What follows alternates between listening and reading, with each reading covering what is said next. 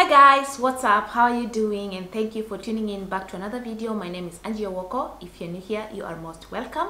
And if you are watching me and you already love the content, please do not forget to leave a comment and also do not forget to leave a like on this video. In today's video, I'm going to be doing a Q&A based on the video that I posted last week about applying for the German language study visa to study German language in Germany. And I wrote down some questions from the comment section of what you guys were asking that you needed clarity on, and without further ado, we are going to move straight to the questions. The first question that I got asked was, can you work on this type of visa? And the answer is yes. I already briefly explained on that video, but so basically in the past it was not possible for somebody to work on this type of visa, but I understand from March of this year 2024 then that rule has been lifted, and it's been made much easier for the people that are coming on this type of visa, that they are allowed to work up to 20 hours a week, but they are not allowed to take up self-employment. You cannot open your own barber shop or your salon or whatever. You only have to be employed and not to work more than 20 hours a week. I hope that is clear. And then question number 2 is, I got asked what is the name of the school, and this question came about because as I shared that I helped somebody close to me to apply for this visa, and they got the visa and even were able to start their studies from the beginning of September this year. So from what I can say, the name of the school is not what is going to help you here. It's not that the person got the visa because of the school. No, what is going to help you with your application is following all the conditions that have been provided or outlined on the embassy website, but most importantly, your motivation letter. Your motivation letter is going to explain everything about you, or what you're going to do once you receive this visa. Maybe on another video I'm going to dive on deeper on the motivation letter, but yes, when we are talking about the school, what is important is that you make sure you find a school that offers an intensive German language study course, and that means that it's a minimum of 18 to 20 hours per week. So if those conditions are not met, then of course then you do not meet the requirements for the visa, you're going to be denied. So most importantly, it's not about which school, but if that school meets those conditions, then it's okay.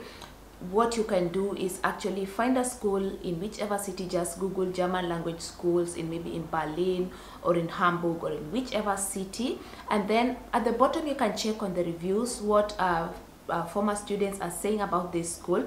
If you feel that it's something that you like, that is how you purchase things online.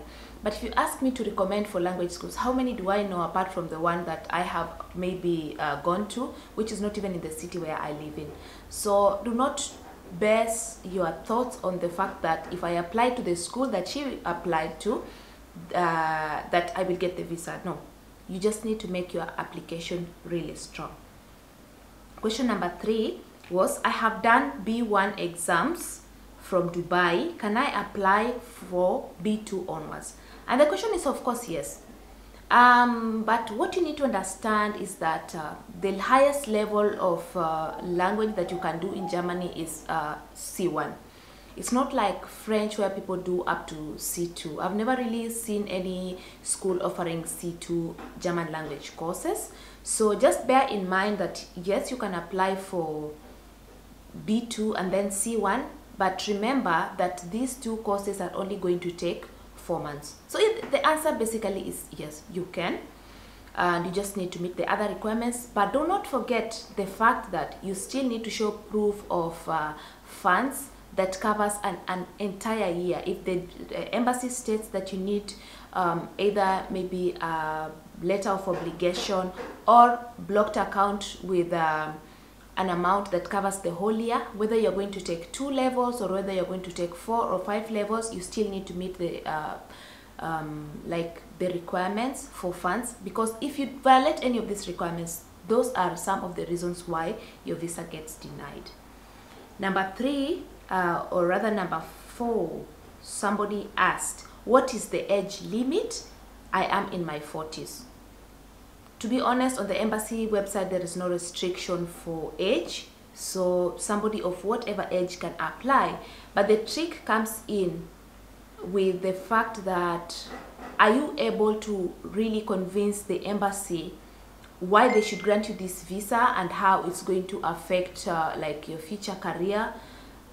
That is the problem. That is where it comes in. It's much easier for younger people, you know, to say that I'm going to take this course because I want to do so and so course in future or whatever.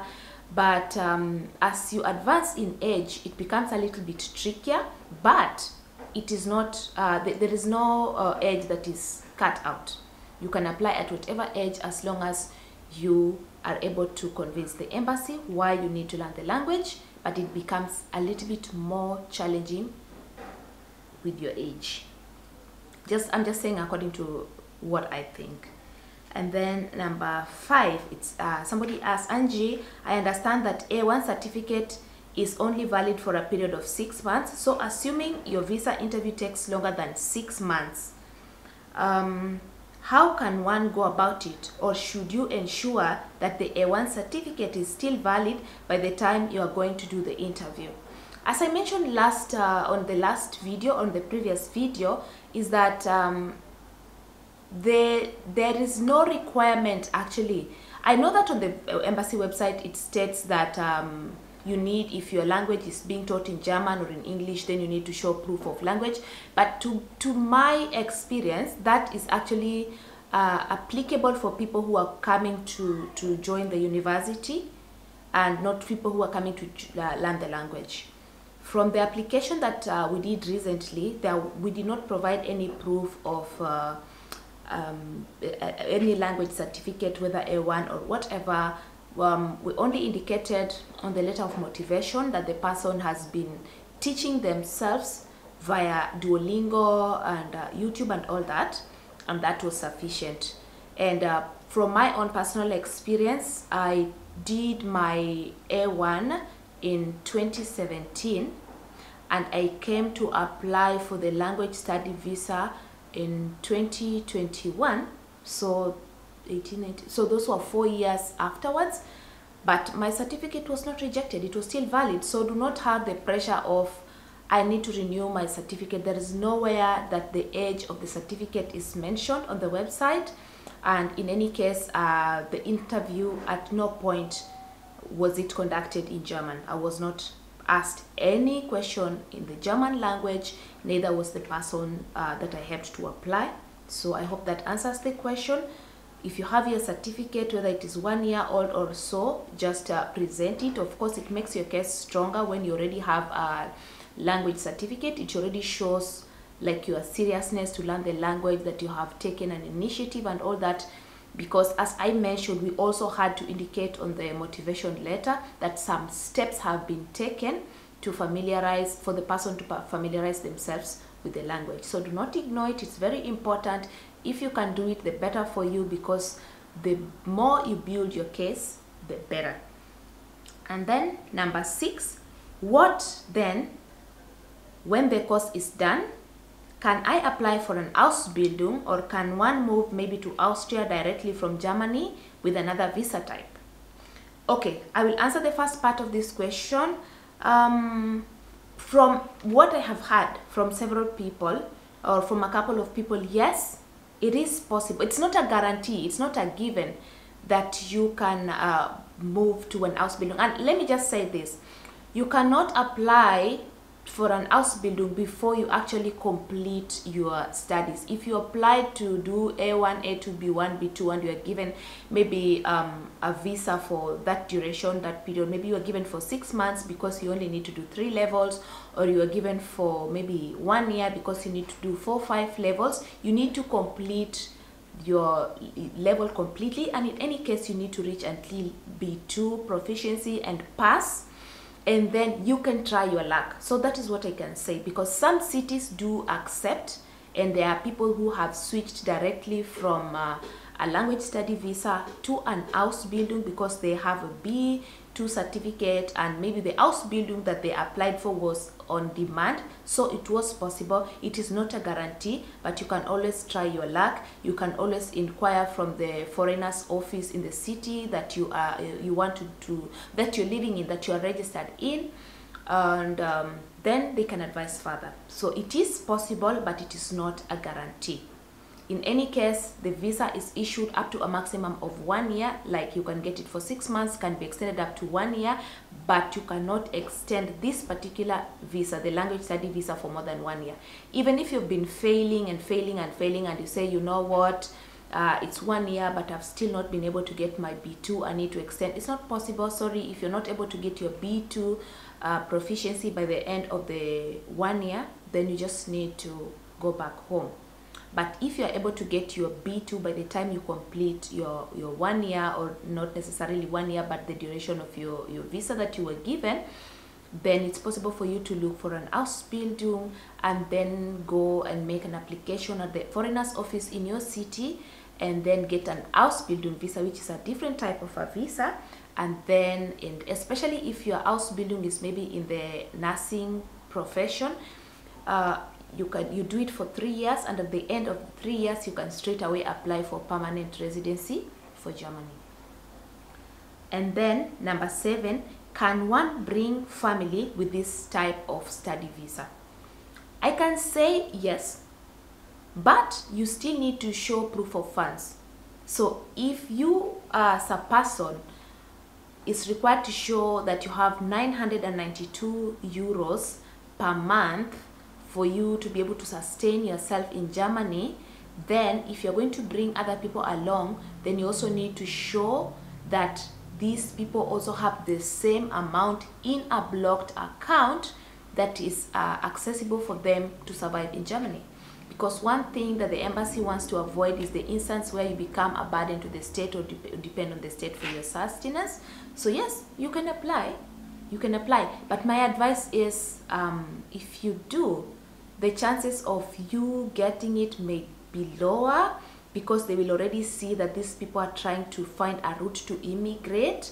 And yet, usually one of the reasons, or one of the things that actually helps somebody's application is when you show that you have ties to your home country, is when you show that you have a family back at home, you have children, maybe you have a wife, something that is tying you to the country. But if you are coming to apply with your wife and children, then nothing is tying you to the country. Why should you come back? Remember, always during your application, you need to show proof. Especially, even you might not get to state this during your interview, but on your motivation letter, you need to show proof, or to confirm that you will not overstay your visa. Even if you're planning to switch to an Ausbildung at the end of your study, that should never be mentioned anywhere in your application or on the interview. That is to your knowledge, but at the interview stage, you need to confirm that you will return to your country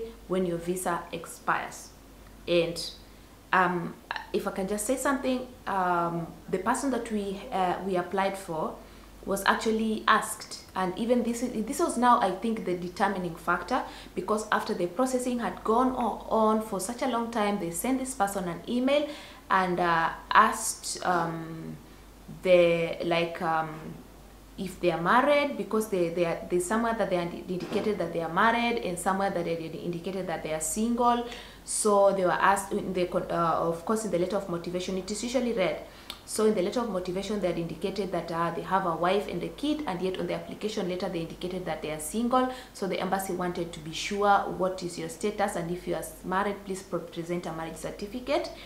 And of course, the person just said yes, they have children, and they are in a come we stay type of a marriage. They are living together with the children, and that was satisfactory. And I think it did help with the application. I hope I've expanded on that further. If you're thinking of bringing your family along, chances of you not getting the visa are high because you do not have ties to your country. It's better for you to come, study, settle, establish yourself, and then you can now apply for family reunion for your family once you prove that now you have maybe a job or whatever and you can sustain them, you know. But yeah, that's my thoughts, but yeah, it happens. And then number 8, can one decide to stay in Germany even after the completion of the language study without having to return to his country? And the answer is no, you cannot just decide to stay in Germany. The language visa is offered maybe for a period of 3 months up to 1 year, depending on how long like your course duration is. But yes, it can be extended up to a maximum of 1 year. And for you to get your visa extension, you need to make an appointment to the foreigners office well in advance, maybe at least 2 months before the expiration of your visa, and give them enough reason why they should extend your stay, and maybe present other documents to support that you are still able to take care of yourself.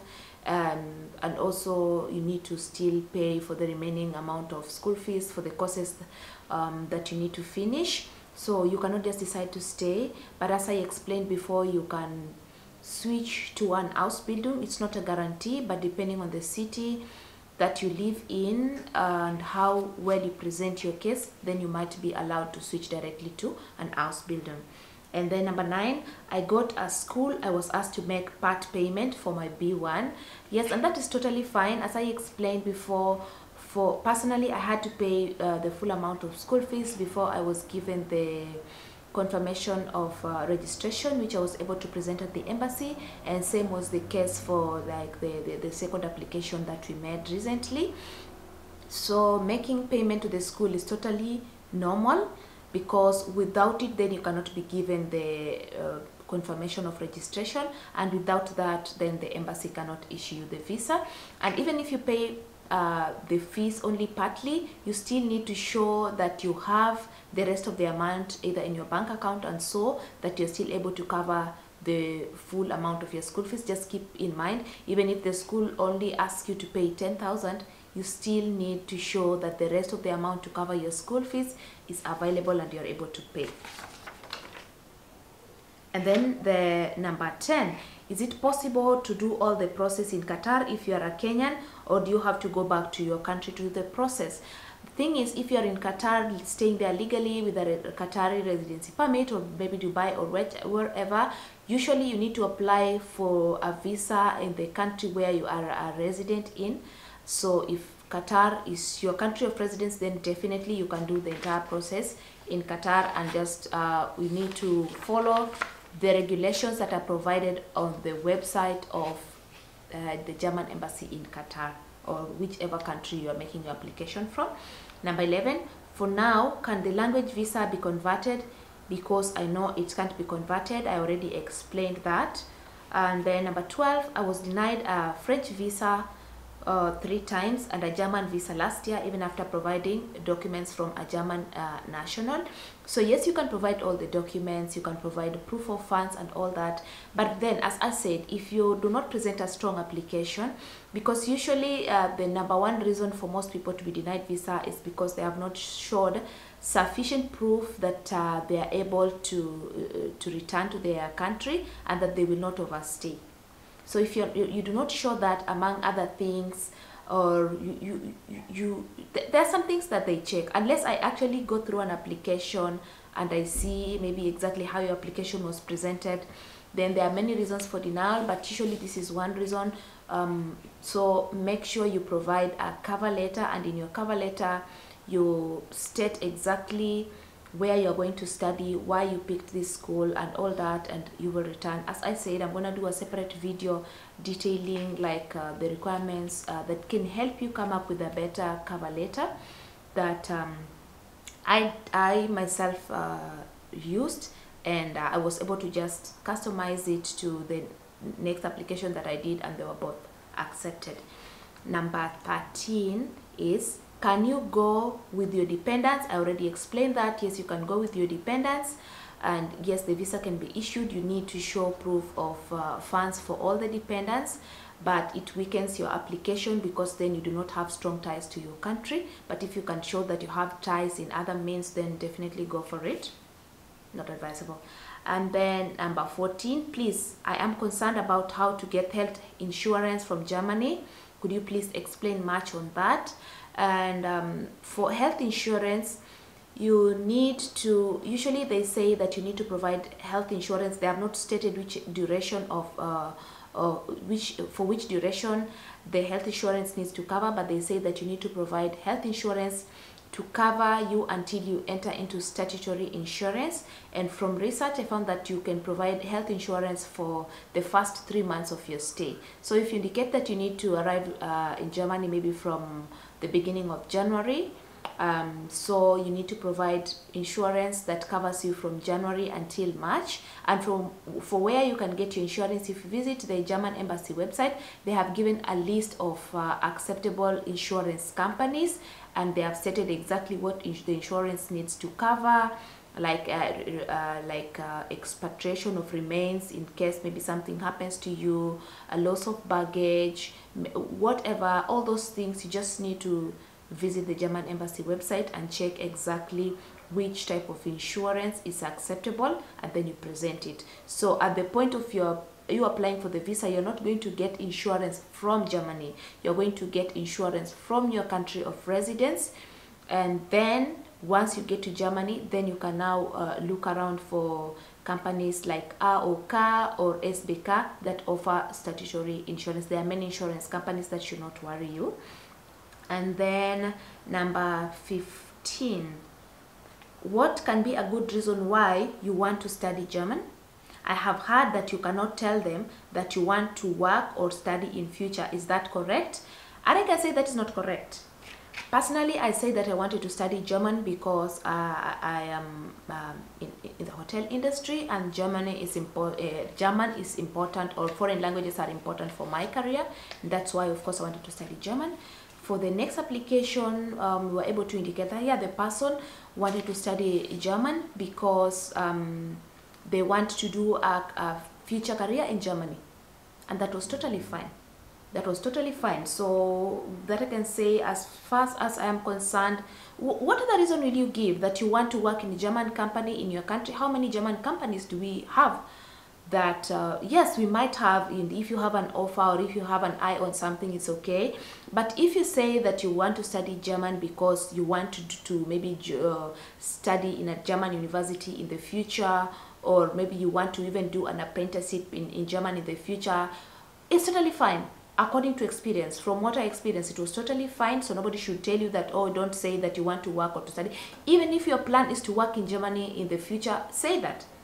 And you can even go as far as indicating what type of work you want to do or what type of study you want to do. As I said, I'll go deeper on the next video on how to write a good cover letter. But yes, you can be able to say that I say that, or the application or the cover letter that I wrote for the person that I was helping to apply, we wrote that and it was totally fine. And maybe those are the things that people avoid, and they come up with really weak reasons why they want to study the language, and they get their visa rejected. And then number 16, do you get a work permit after the completion of the course? Of course not, because you cannot switch to work or to whatever after the completion of this type of visa. It's issued for a maximum of 1 year. And even if you get a work permit, you need to go back to your country and apply for a work visa. And then number 17, can you list some language schools, please? As I said, there are so many language schools in the internet. Just make use of Google, you will get them. Just make sure that they are offering intensive language course for no less than 18 hours per week. And then number 18, if you have an active account, do you still need to have a blocked account? The embassy does not talk of a proof of funds in an active account. It talks of a blocked account. Please pay attention to their instructions. If you fail to follow their instructions, they will deny you the visa without telling you why. Normally, they don't give you like a straight answer why they denied you the visa. They just deny you the visa and say that maybe you did not provide sufficient proof of funds or whatever. So if they say blocked account, it's blocked account, not money in your active account, because You can put money in your active account and withdraw all the money, and when you get to Germany you have no money to use. That's why they insist on a blocked account, because for a blocked account you can withdraw only up to a certain amount every month, so that they make sure that every single other month you still have access to money for upkeep and you're not becoming a burden to the state. So I hope that answers your question. And then the last one is the motivational letter written in German. You can write the motivation letter either in German or in English. If your German is good, write in German. But if your German is not good, write in English. Because if you show them that you have written your motivation letter in German, and yet you cannot even read whatever you have written, and yet they have stated clearly that the motivation letter should be written by yourself, and yet you cannot even read what is written, then it's clear you did not write it. Straight away deny the visa, you did not follow the instructions. And so to be safe, unless your German level is really good and you wrote it by yourself, and if you are asked any question from that letter, then you can literally answer it, then please just use English. Or if you're going to use any other language, because you're not from an English speaking country, then you need to also give translation. So thank you so much for watching. I hope I have answered at least most of your questions. If you still have a question to ask, or if you have a comment, do not forget to put it on the comment section down below. Please do not forget to like this video and share the video with somebody that you think would benefit from this information. And thank you so much for watching. I love you guys, and I will see you on another video. Tschüss.